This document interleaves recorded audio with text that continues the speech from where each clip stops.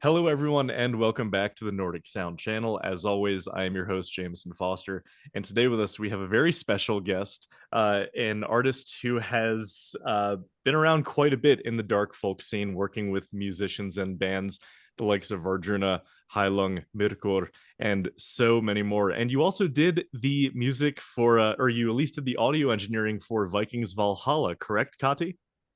Hi, yes, this is Kati Rán. I did indeed do some music work for Vikings Valhalla. Yeah, season 1 and 2. So yeah.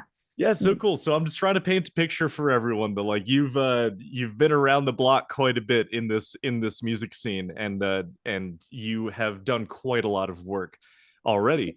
And so before we get to talking about your new upcoming album Sála, what I love to do, especially with musicians in this music scene, is Kati, I would love to hear more about your background as a musician, sort of, or an artist, how you got into not specifically dark folk yet, but just like your earliest memories with music when you decided music is what I love to do. Oh, wow. Okay, yeah, let's go way back then. I Yep. think now we have to travel back 20 years in time All with right. that question. So yeah, it's when you say yeah, you've been around, that's kind of true. Like I've been kind of early in getting to know this type of music, traditional, actually from well, let's start at the beginning. Actually, Cool. my calling to music started on hearing a drum during a neo-Celtic theater performance of Dutch pagan folk, Amazing. Omnia. Yeah, it was really one of those almost spiritual moments. Like I saw the show, I heard the drum, and it really awoke this sort of recognition in me, like, what is this?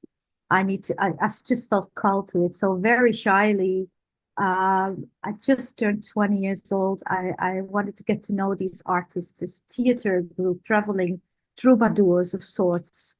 And I did get to meet them. We hung out, and very soon I was sort of part of the group because I was so eager to learn about all of the stuff they were doing.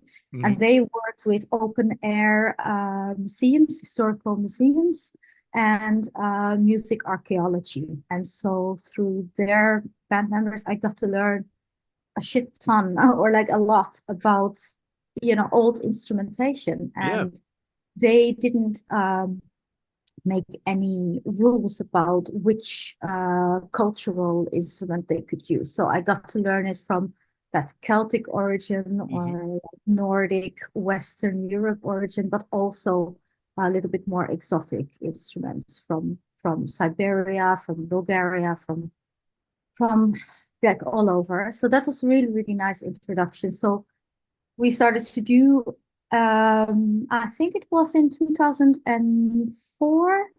Yeah, we started to do historical music workshops, and Cool. I just helped them organize, and we held these circles where people could get to know shaman drums. Um, we would bring pebbles that we brought from beach from the UK, actually, where the pebbles had a very nice sound resonance. And Okay. so, yeah, we were sort of, I was helping them, but I got like taken along in learning a lot. And so we were teaching rhythm and what natural rhythms can occur if you're in a group, Mhm. like yeah, the history of wind instruments, percussion instruments, all of that. And then I traveled with them through Germany, and I heard for the first time a nyckelharpa player on a medieval market. Okay. And that, because then I was still like dabbling with all these like more smaller percussive instruments, but Mhm. then with that sort of real instrument, I felt like the second calling. I was like, okay, this sounds so beautiful, so epic. Hmm. dramatic. Yeah. And I was already a lot into Scandinavia. Like I really loved the folkloric Hmm. tales from that region. I listened to Garmarna, Hetningarna. Those were kind of like the CDs we were jamming to in our tour Yeah, bus. they're the gateway drug. Yeah, they Those are. two They bands are were the the gateway gateway. drug for a lot of people.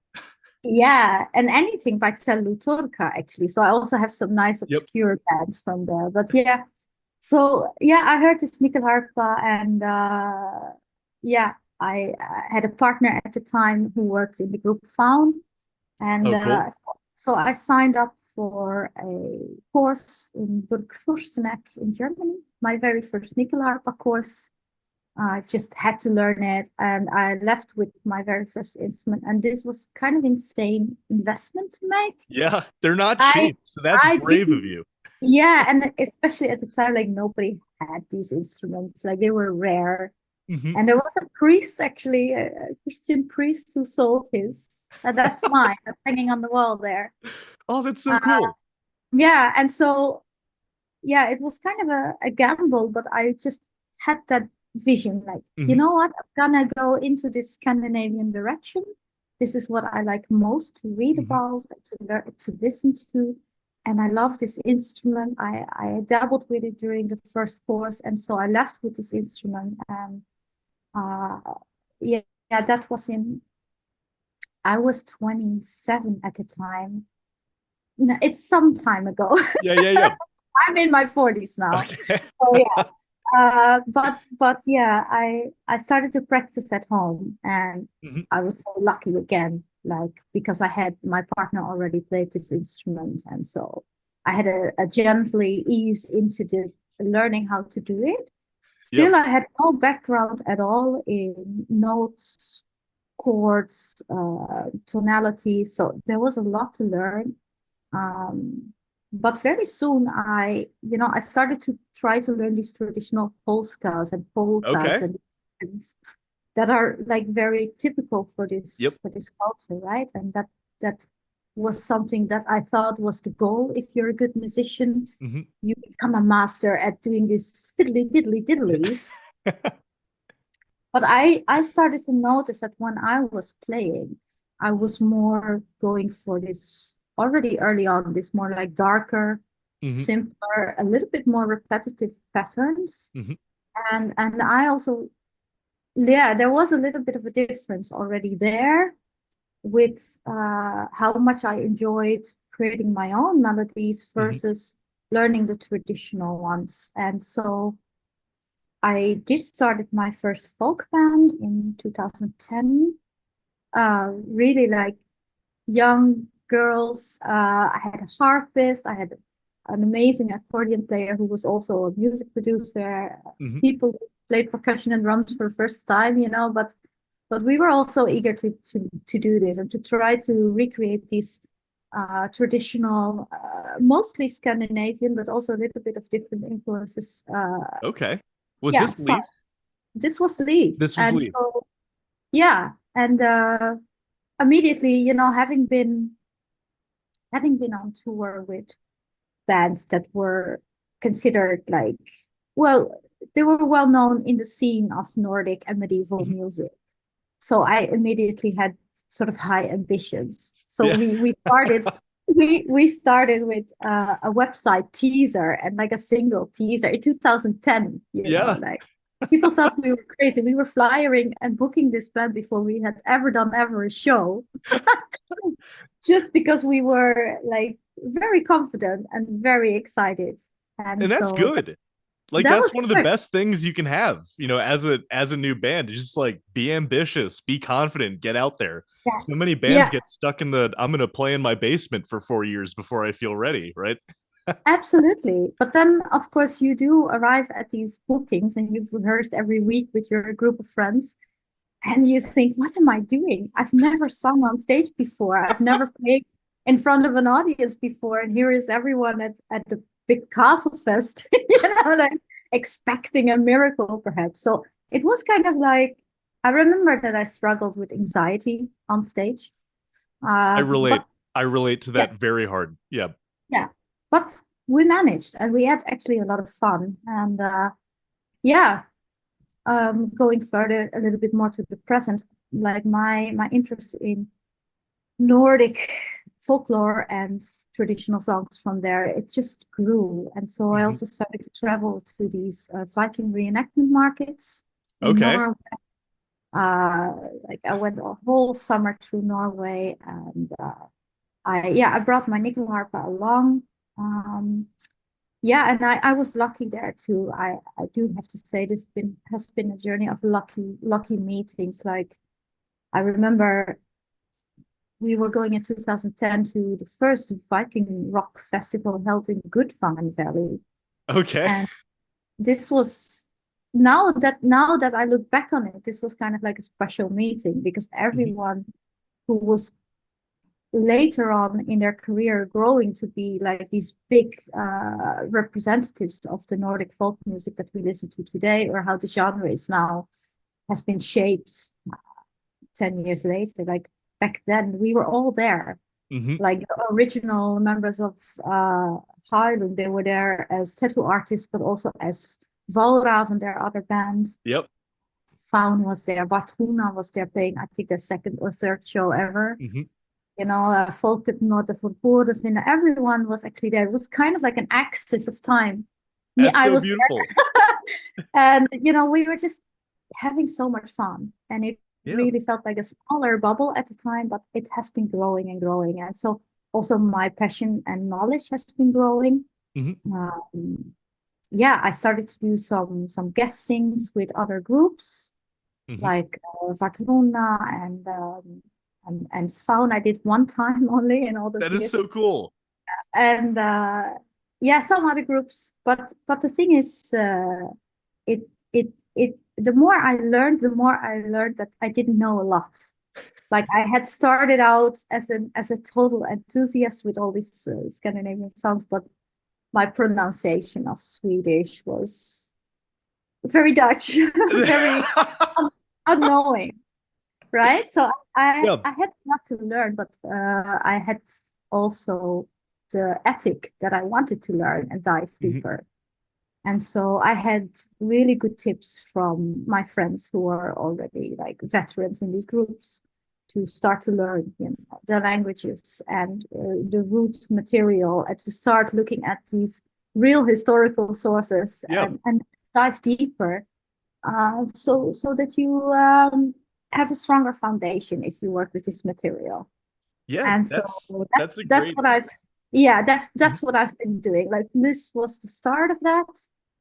And Sála, the new album, that has been so long in the making because of all Yeah. that growth and Yeah. Yeah. research and learning to do, and also that I had uh, kind of shaped more where I wanted to have it. Hmm. That I wanted to have all these layers sort of correctly in the product, in the album. Uh, Yeah. so that's been fun. That's been a deep dive. Yeah. That's wow. You gave me so much to look at there. That's literally Yeah. no. I like. There's so many places to go from just your origins. I mean, like Yeah. something that They're I'm not. actually curious about just at the beginning, right, is I think a lot of people, especially in my generation, who like when we were teenagers, that was when like Vardruna and Heilung blew up, right? Yeah. And we forget, or enough of us forget, I think, that a lot of this scene started out with the Celtic trends that came out of the 90s. Yes. And so something I would love to hear from you as someone who sort of like lived through that transition of power, if you will, from Celtic to Nordic, because in the 90s and early 2000s, Celtic was like that's how Nordic is today. Yeah. Everyone wanted to be Celtic, everyone wanted to make Celtic music. But Yeah. then something happens around 2010 where all of a sudden Celtic became Nordic in terms of like Yeah. popularity, and That's you were there for that. I was there for that. I was Yeah. actually on that wave because I had been touring with these Celtic focused groups. Hmm. I mean, they called themselves pagan folk groups Hmm. because it was eclectic. They Yep. had different. deities, different cultures, and Hmm. everything throughout all of their songs. But the origin or the root origin was that Celtic identity, I suppose. Yeah, I don't know. I think I was right at the axis again Yeah. of me personally being so interested in that Scandinavian area. So Hmm. being in the Netherlands, being in that, yeah, more like Netherlands, Germany, that area Hmm. where these groups were like booming and touring all the time. Yeah. And also the instrumentation, I was really focused on looking at Nordic instrumentation. So I don't know exactly where it sprung from, but I know authentically from me, it sprung from I'm really into this. I'm going Hmm. to do this now. And I did actually have since then helped a lot of people give tips where to get these instruments, where to look at all of that, even groups that are now very shaped into where Hmm. Nordic folk band they weren't at the beginning. And so I've helped Yeah. those to have some resources or have an instrument builder for that kind of material. Hmm. So I it's just because you posed the question, I would say I've maybe have been a small part Yeah. of that change, Hmm. at least in my region, at least Yeah. in my yeah, location, I would say, Yeah. and You those just like around. woke up one day and it happened. All the Yeah, Celtic stuff was now Nordic.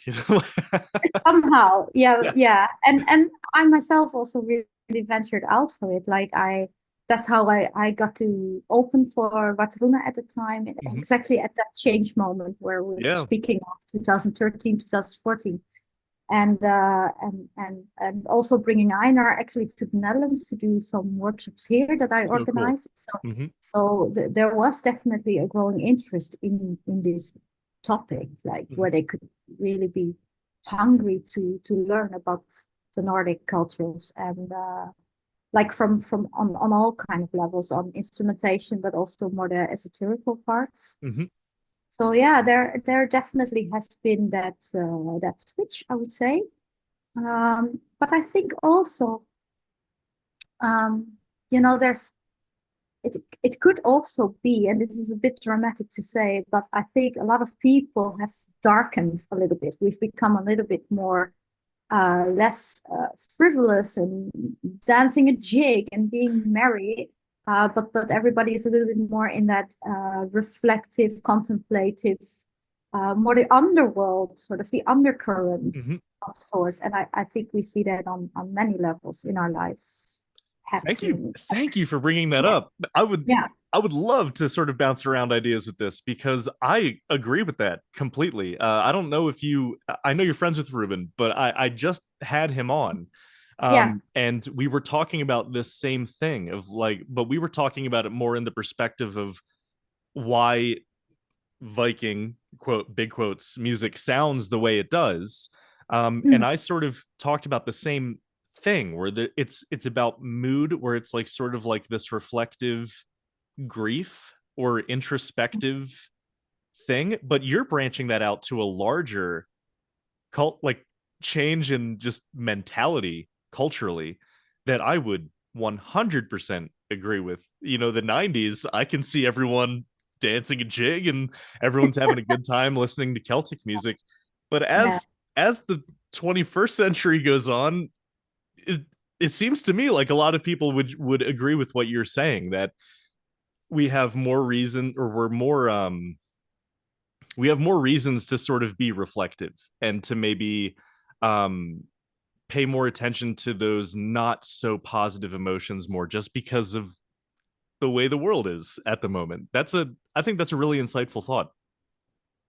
Yeah, at least this has been the case for me. Like, I don't know, it is like, in a sense, it's like growing up and just Yeah. going through enough moments where life is just slapping you in the face, I suppose.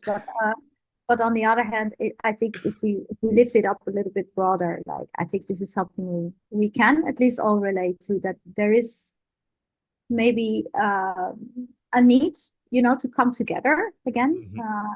and find uh, some kind of common thought that we can all share Mhm. and adhere to.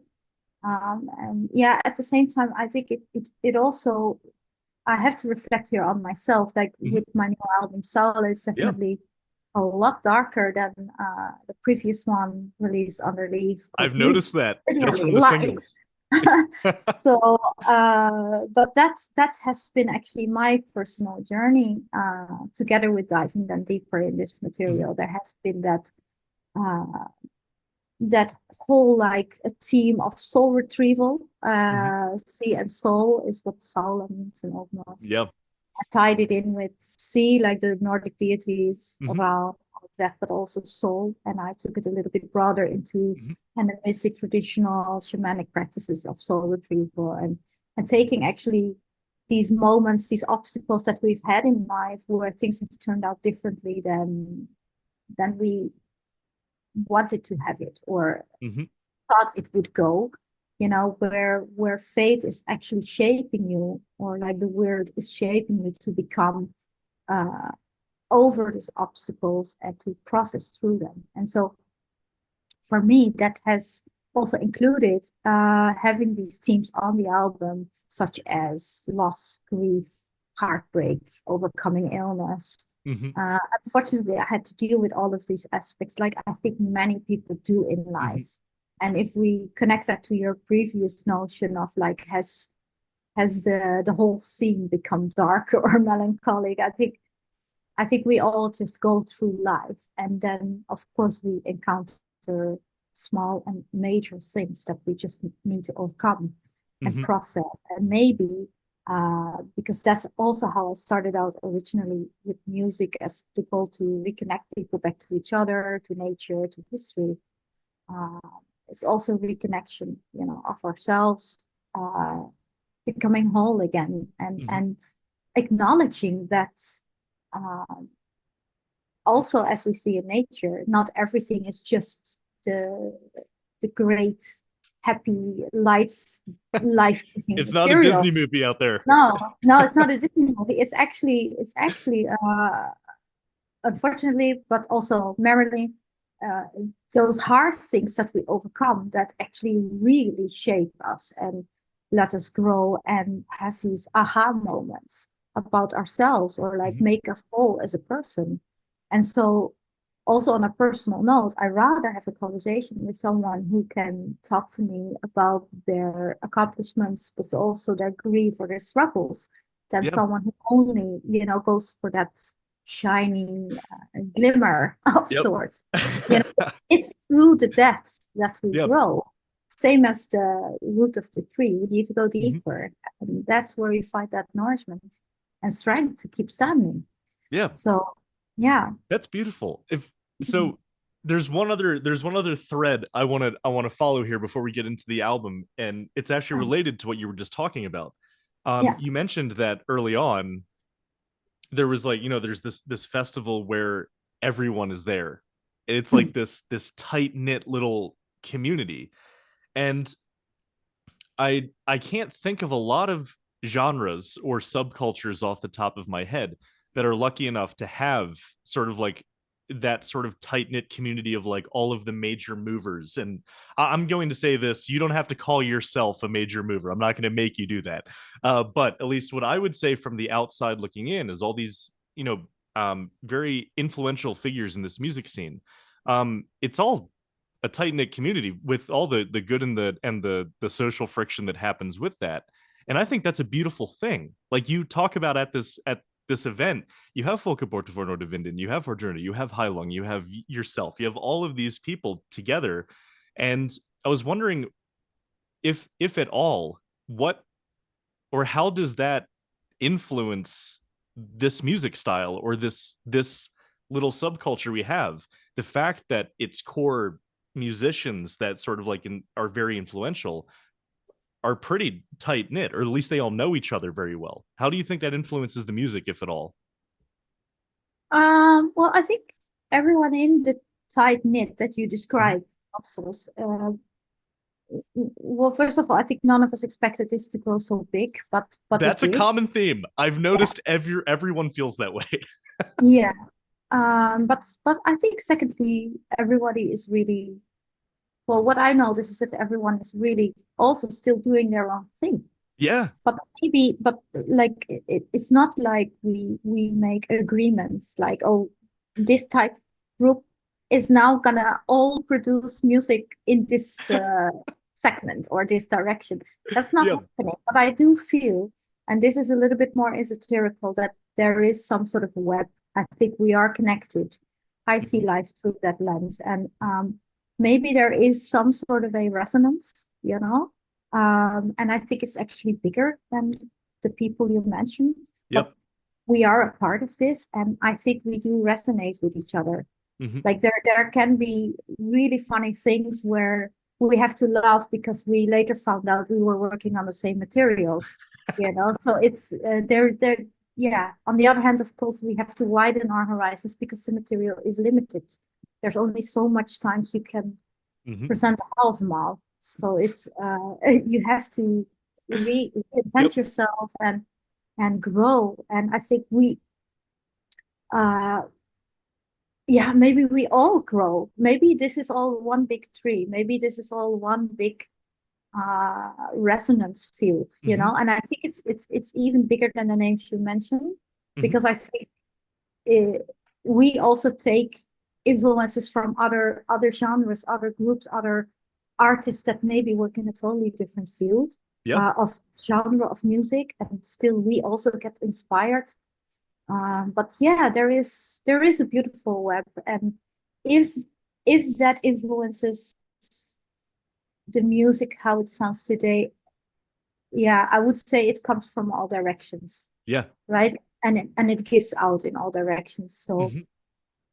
um, yeah, I Yeah. I, just, I don't know. It's a very very esoteric answer, but I just think we're all like on this frequency there, Hmm. and yeah, it's I just mean, I like exciting. esoteric. Your answers can be Yeah, as esoteric as possible. I love it. yeah. For me, I find some things very interesting to see, Hmm. even if they're completely separately produced products, that there's still intersection and Hmm. there's still meeting points in there, and I find that very very auspicious and fun, and but I think everyone just supports each other, whether we Yep. speak out or not, due to busy schedules and stuff. Hmm. um, we know we're all there for each other. And I also see this as a thing that grows, Hmm. because I think the last thing any of these people, including myself, want to portray is this idea of like an insider's club.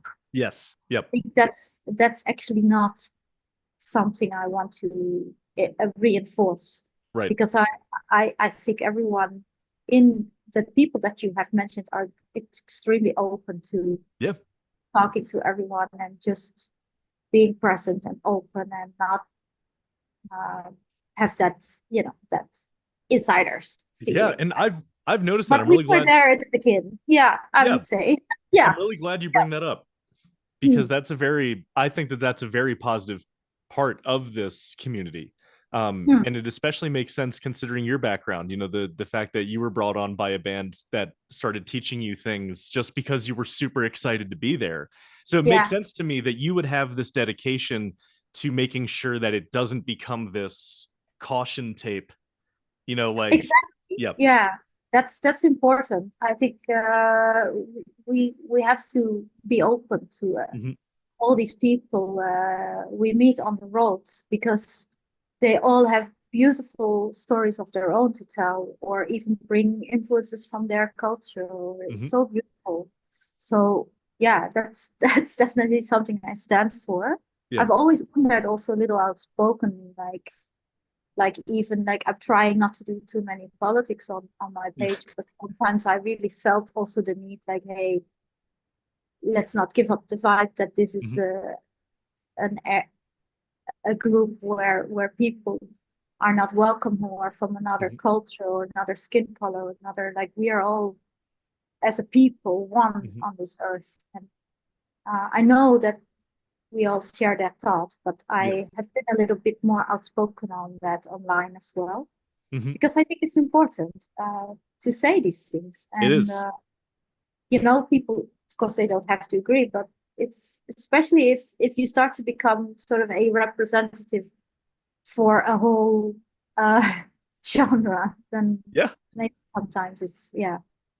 Yeah, It's it's a responsibility that's kind of thrusted upon you, or it's just like, well, I'm a bit I'm an influential musician in this scene. I kind of have to maybe say something once in a while to make sure things don't go the wrong direction. yeah, it's everyone's own like decision and responsibility, and it's not something we talk about all the time. Mhm, But sometimes I feel the need, like me, Kati Rán, feel the need mhm. to bring it up or to say something online or publicly about that. Especially with talking about this whole sense of like there's like an inner group or like this, you Mhm. know, then I feel it's very important to say no, we are all part of this. uh, Yep. and see it also in the audience. It's all ages, it's people from all kind of backgrounds. So Mhm. I feel it's important also in these events or something that this is a clear thing. Yeah. So yeah. Yeah. Beautiful. Okay. So, do you want to Yeah. talk about Sála? Sure, yeah, that's definitely what I've been doing the last weeks a lot. So So, with yeah. Sála, it's been Mm. about 10 years. Has it been 10 years since Luce? 9. 9 But years. if we, yeah, 9 years. Yeah, And it's gonna be 9 years. Mm. Luce, am I want to make sure I'm understanding correctly. Was Luce entirely a solo project or was that also with Leaf? Well, that's actually where I made the switch during the creation of Loose to go from bands to solo. Okay. Because my band members were not that much into the Nordic aspect, which I Mhm. really wanted to emphasize.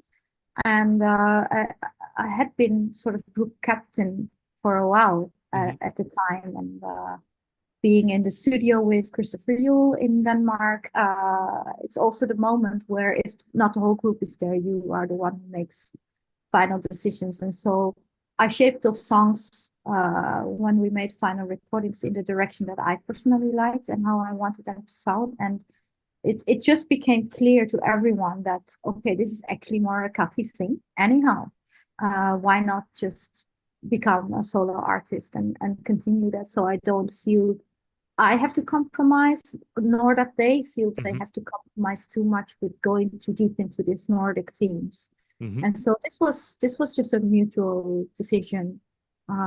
But yeah, this I really made it with Christopher Yu together. Mhm. Like he's been really uh, helping me with composition and arrangement as well. Like he really demonstrated to me a lot of times like how does this actually go to do a full length album. And Mhm. yeah, it was a really really cool time. And for Sála, that's the 9 years. That's where actually I learned also making the singles Blood Billion Uner in those years in between. Like I really learned like I want to do audio production more myself. I want to learn these skills. I really enjoy these times in the studio. I actually discovered that I have like a technical streak or interest there, and Nice. that I wanted to be the one making again those decisions. Like Mhm. because apparently I do have a very strong vision that I feel I cannot compromise. I hear it in my head. Yep. And so I want to be able to create it as much as I can myself so that everybody is happy. And so, I yeah, understand that completely. I, I took those long years doing research, learning language pronunciations, growing my, artistic context and having personal growth and also overcoming some of these obstacles that are present on Saula, like depression and illness and physical like surgeries and stuff. So Mhm. a lot of obstacles that were sort of in the way of venturing out in the world, touring or such. But it also gave me that time to really sort of incubate in this whole process of learning more how to record, how to edit, all of that, Mhm. write songs. And so yeah, that's been really a long time. I'm also very pleased that uh, at a certain point I started to get personal contact with Jani Peo in Finland. Yep. And yeah, we clicked so well on all of these topics that we're also discussing right now.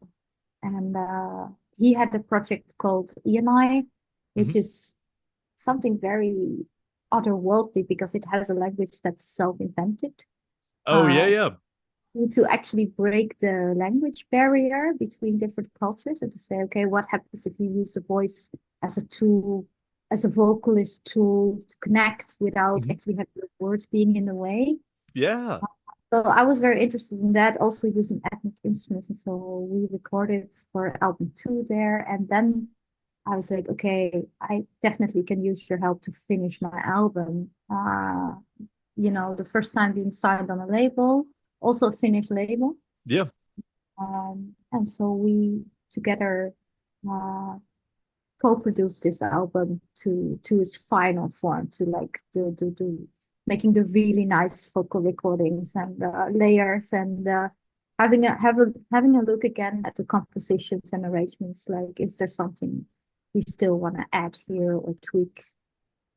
And through that collaboration, also one of the songs of Sála was written or composed by Yanni himself Okay. instead of me as the main composer. But I co-produced, so I had to, put my lyrics on there and my voice and my strings. And it's one of the songs that I really love. It's called Kólga 16. Just listened That to it again this morning. I love that tune so much. Yeah, Yeah, very powerful. yeah. Very powerful, and that was something we were creating for Ian and I together. And but I heard it also didn't really fit with the other songs we made for Ian and I thought, there's something here that we both agreed, like this is ending up on your album now. So yeah, so but yeah, it all had to be like that. It's Mhm.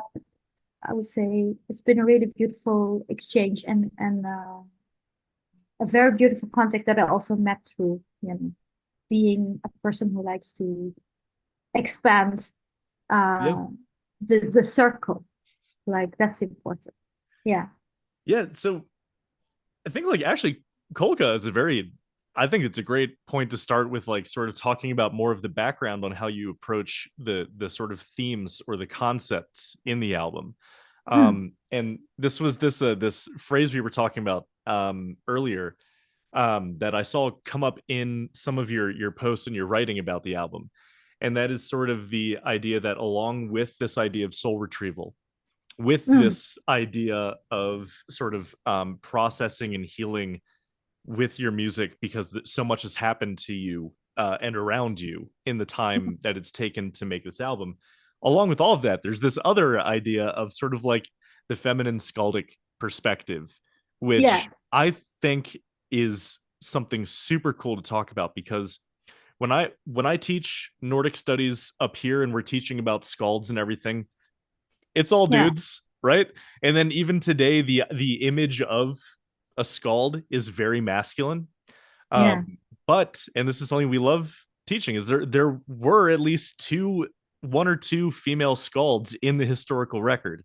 So there's this whole other side, and then the implications that you also talk about in your posts is Mm.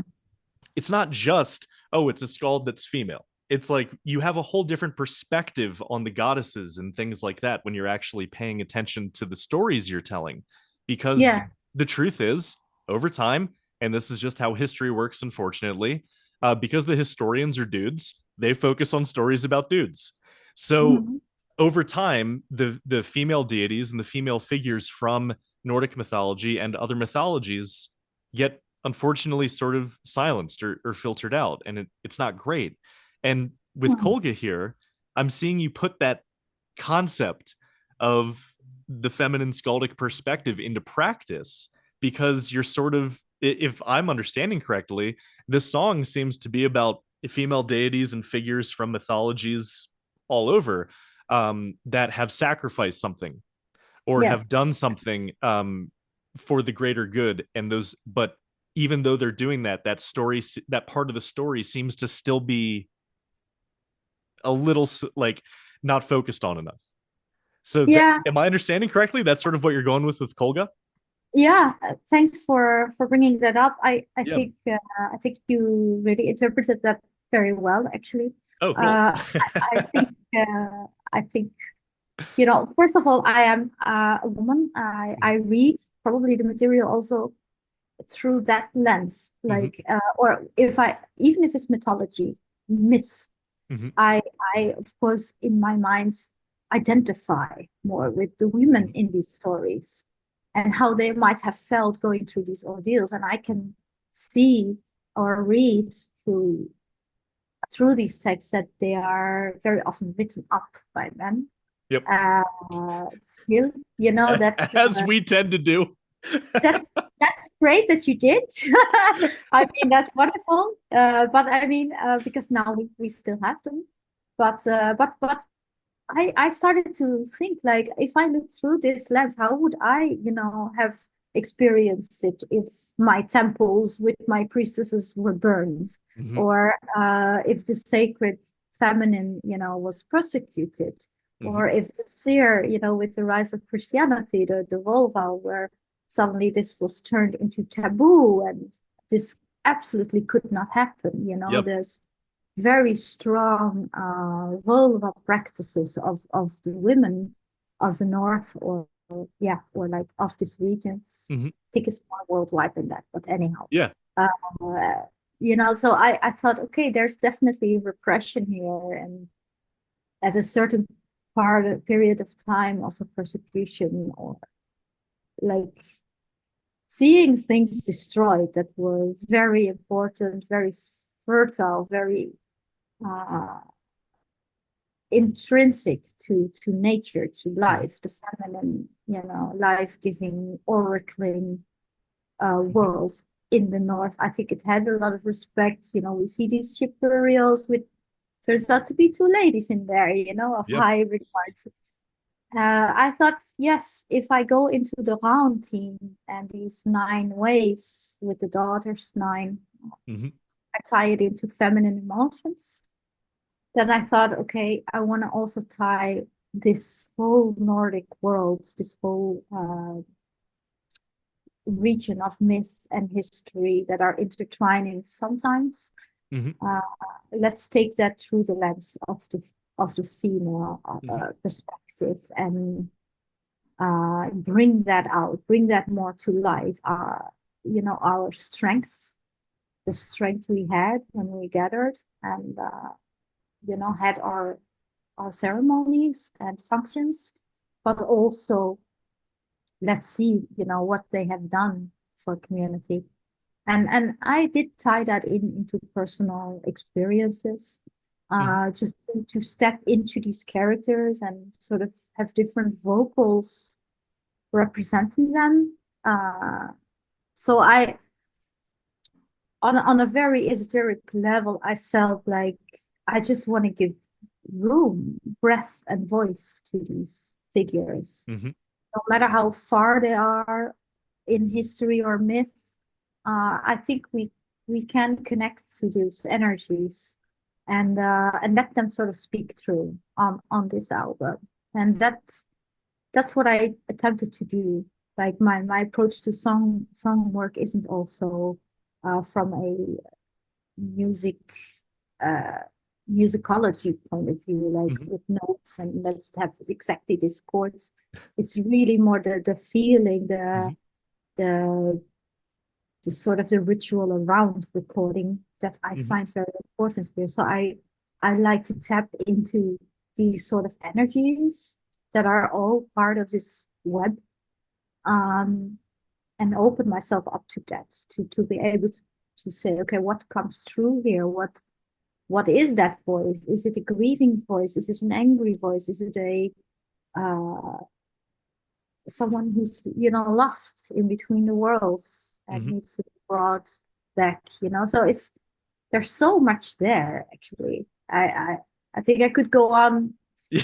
on the topic even outside of Nordic culture for a long Hmm. time. But yeah, I did feel, and also if we look at the present and present uh, Nordic folk Hmm. genre music, I do, and I appreciate and respect that. I do see a lot of masculine Hmm. uh, power and growth and yeah, we see, hardy warriors on stage, and beautiful, like I enjoy this a lot, like don't Mhm. get me wrong, throat Mhm. singing, like a Yep. lot of male sexual energy Mhm. also.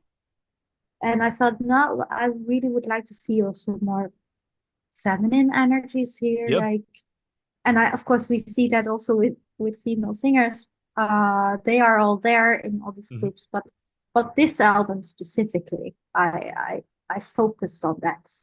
So I Mhm. have in one song, it's more like a flute thing called Okay. Segedne. Yep. It's like my old Norse rap battle. I'm kicking it off. I hope other groups will respond. I I love have it. just I have just women there. Like it's a bit feministic. Ooh, Ooh. feminism. Ooh. But I have only women there. Also, like having that warrior sound, Mhm. shouting that, taking their maxur, their powers. Mhm. So yeah, I'm just trying to bring it a little bit back to the surface, through my album, through Mhm. my work. People can take from it what resonates. And I hope also men will take this album like warmly to heart, because it's not written just like for women. It's nothing Mhm. like that. It's just that I thought, let's shine a light on this feminine role and the different roles they had Mhm. in myth and history. And it's a very needed, I mean, it is a very needed expansion of perspective. We were just talking, and it's important for people to branch out musically, but also ideologically, also culturally, right? We it's one of the most it's one of the most treaded discussions on this channel, is the fear that some musicians have that this genre will stagnate because no one's trying anything new. And that's Mm, hyperbole. People are trying things new, right? yeah. Especially with what you're talking about here. And I think that there's something very important to sort of latch onto in what you're talking about, where Mm, doing something new doesn't just mean pick up a different instrument. It doesn't just mean try a different chord. It means literally expanding your worldview to include other perspectives and other content. You said, how many Havamals do we need? yeah. And to actually expand into other ways that are not just an instrument or a note or a scale. It Mhm. expanding the actual worldview and the content of the music is, I would argue, even more important than trying to find what new instrument to add. So I Mm. really appreciate you lending that perspective, and that's one of the reasons I'm super excited to listen to Sála when it finally comes out. Nice. Wonderful. Yeah. Yeah, it's been really, really a great thing to make. And Mhm. it's so beautiful how it feels for me, like a circle around. Like I actually open the album very traditionally, Mhm. with Halfmal, and Yep. also Sikkerstrapa. Like I took all the So cool. parts that I could find about the topic of friendship Mhm. and community. Uh, and so we actually start quite traditional, but most of the lyrics of the album are actually written by me. Cool. They stem from my pen. But I did have, of course, help with linguistic Mhm. professors, New Norse experts, Old Norse experts, because it's quite a task that I took upon my plate, I was gonna say, as a musician, not academic. yeah, but uh, that shows the passion you have. And I that's think that's I think that's super yeah, cool. Like, you're not just yeah. gonna half-ass it. You're not just gonna, get by. You wanted to make sure you did it right. And I think there's something really admirable about that. Yeah, yeah. It's been it's been really interesting, because it's also a part of me. You know, I Yeah. I I do like to read like academics like Elder Hyde, Clive Tolley, all of Mhm. that. I do like to inform myself of all of this matter. So I'm the same in that regard, but I don't actually study it. But Mhm. yeah, what I wanted to say is like it was important for me also to not just have historic sources as the main body of lyrical content. If we talk Hmm. about renewal, I thought now what do I take from these sources? What can I feel is still something important in here? And that was for me that feminine perspective, and that's tie it in with my personal experiences and some esoteric topics of feminine ritual practices, all of that. Hmm. That became the lyric material. So I do hope uh it expands, the genre in that sense, or inspires perhaps. Um yeah. Yeah, And because you've also shown yeah, but instrumental wise also did some interesting things. the stone marimba. So marimba, That yeah. is so cool. I have to say, I so I his name is Patla, right? His the Yeah, Atle Gudmundsson. Yeah, So I stumbled upon his stuff like only months before you posted that you were working with him. And it blew my mind because that is such a cool instrument. yeah, Like the whole idea of just taking stones, this very unique type of rock, to this region and making instruments yeah, with it. And then when you were yeah, telling me earlier that some of yeah, your earliest memories with music was the Stones, I thought yes. that I started to see how it all came together. So, what was that like working with the stone marimba, and how did you even come upon it? Well, that was years in the making to make that Yeah. happen. Yeah, I really first needed to find out if it still existed Hmm. after it had been used in Steindor Andersen and Sigrid Ross's production. A lot of Icelanders didn't really had an impression that it was still like being played upon. But when I started to work with Borgar Magnusson on contrabass for Unnar Mind Beach some years ago, yeah, he knew the golden tip to say, no, it's in Husafettu. It's in a barn somewhere. So go look in that direction. And huge, and I found contact to Goodmanson, and then it was still a few years before I could realize to go there with my microphones and drive to the countryside so far out. Hmm. And even the drive there was an adventure. Like Yeah. we just had we had the weirdest coordinates. Like go to the church to the left somewhere, hill number 3. It was very difficult to find even, but it was so beautiful when I arrived. This man is definitely a great and treasured artist in Hmm. Iceland.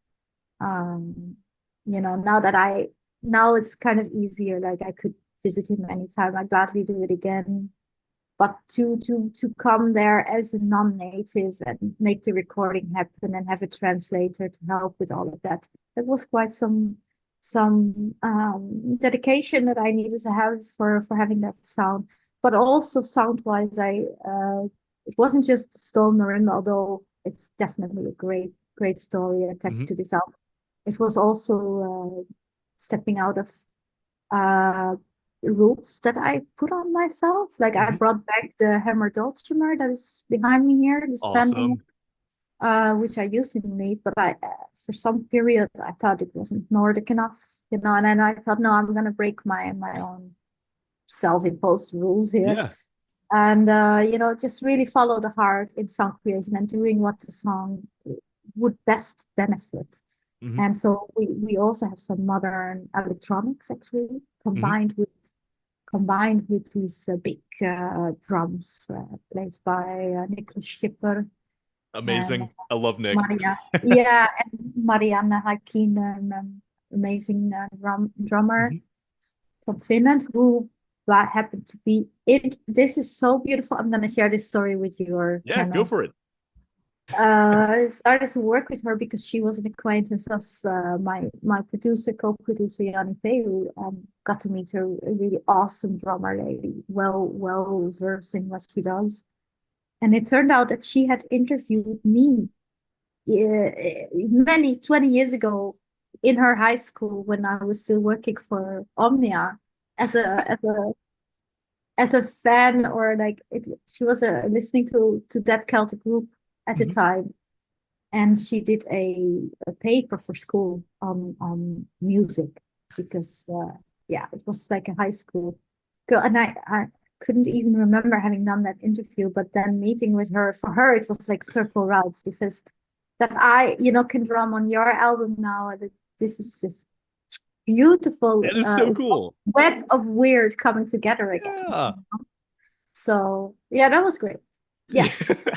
Yeah, yeah, yeah, it just had to be like that. I fully believe in that kind of things. Like the most beautiful uh serendipity moments. Mhm. They are often these almost absurd to stupendous Yeah. moments. Like, of course it should have been you that played the drums, like in Finland, Yeah. or yeah. That's beautiful. I mean, like, I've already believed that there's a web already, but you're selling me on it even more. Like, now I'm convinced you can literally see it because that's crazy the Yeah, way yeah, that yeah. things go around like that.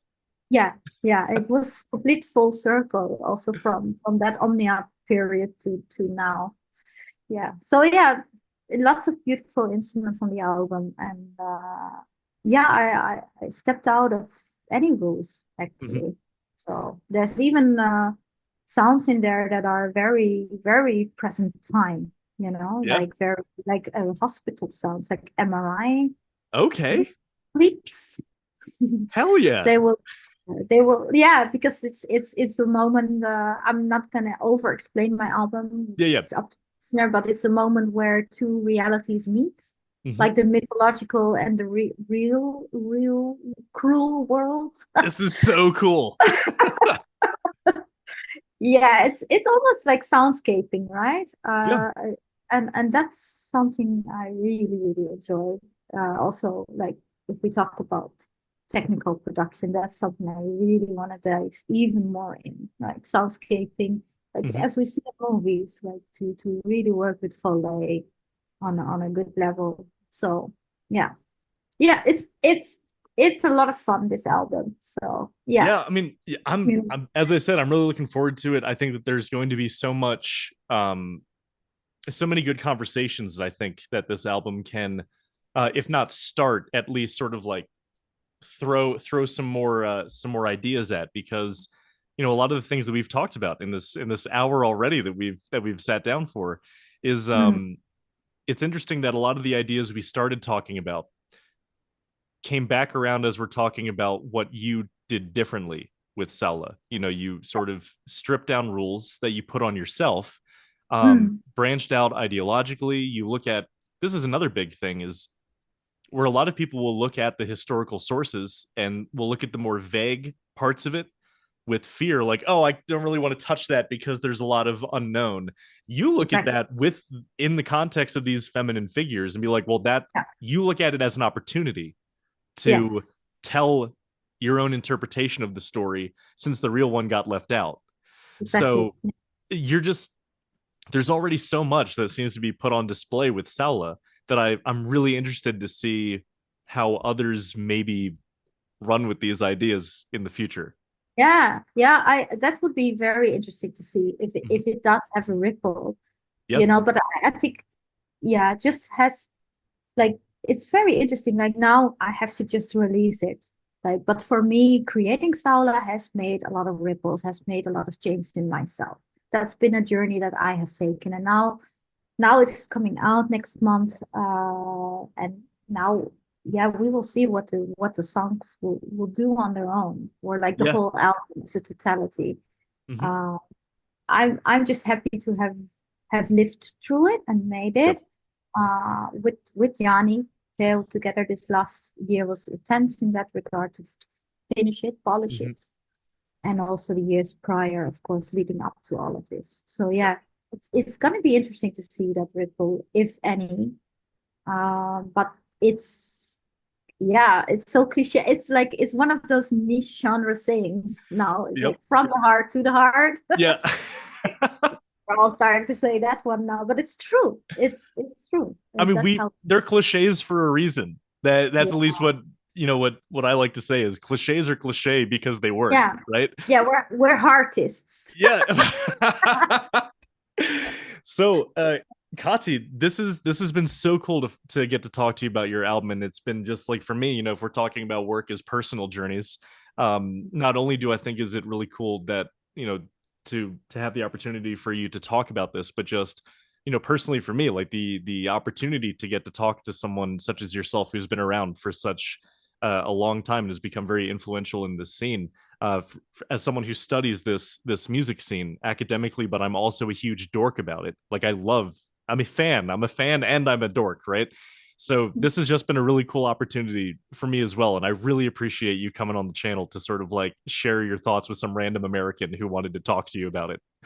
No, but it's been so nice to be here, and Awesome. I listen to your channel also. It's Oh, thank you. so it's really nice that you're doing this also. This is community. This is how we grow together. So yeah. Thank you, Kati. That's going to carry me through the week. You saying so. So I Aw. really I really appreciate that. I'm glowing. So Hmm. anyway, Kati, again, thank you so much. Where can people find you if they want to learn more about you, your music, and where and then also what is the date for the release of the new album? Yeah, release date is 24th of May. Hmm. Yeah, that's a beautiful date because it coincides with a birthday of mine. Wasn't Oh, planned. awesome. Yeah, it really is like a party now. So 24th of May, I will definitely remind everyone a lot online, if not my campaign managers will. Yeah. But yeah, definitely that date is going to Mhm. be the one in May. And then they can find me on Kati Rán on Instagram, Facebook, and the website katiran.com. Yeah, just Awesome. everywhere. So yeah, Sounds good. Well, Kati, hang around after I stop the recording. But for now, it has been so great to talk to you. Thank you for coming on the channel again. And please don't be a stranger in the future. All right. Really looking forward to the album. my pleasure. All right, Cool. thanks.